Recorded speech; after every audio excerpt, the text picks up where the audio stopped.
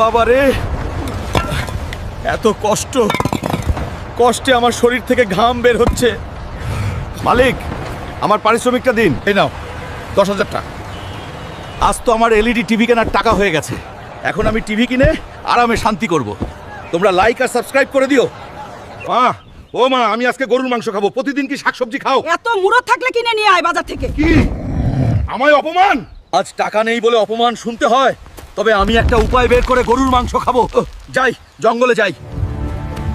এই গরু, আমার সাথে চল, আমি আজকে তোর মাংস খাবো। ওরে বলদ, আমি ডাইনোসর গরু না। তুই অপমান করলি শালা। মা, এই গরু রান্না করো, মাংস খাবো। ওরে বলদ, এটা ডাইনোসর, গরু না। আজকে তোর মাংস খাবে তুই বলদ। বলদাই থেকে যাবি। ডাইনোসরও চিনলি না আর গরুও চিনলি না। ভুল হয়ে গেছে মা। আমরা দুজনে বছরের পর বছর যে গুপ্তধনের সন্ধানে ছিলাম, তা আজকে আমাদের হাতের মুঠোয় চলে আসবে। খুলজা সিম। সিম।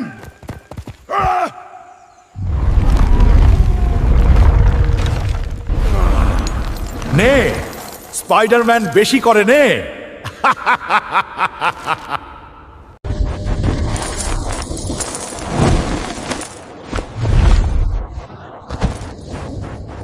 না বন্ধু, আমাকে মারিস না।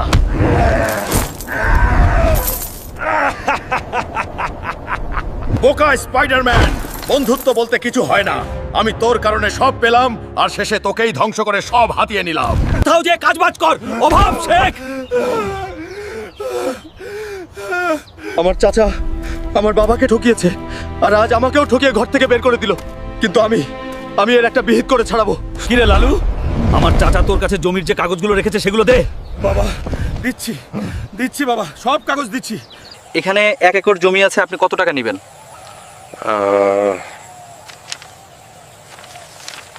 এই ধরো 1 কোটি টাকা। তুমি কি খুশি? এ জমি এখন আপনার, আর এই টাকা এখন আমার ভাই। এখন শুরু হবে আমার জীবন। আমি শহরে যেয়ে এই জমি বিক্রি করা 1 কোটি টাকা দিয়ে ব্যবসা করব।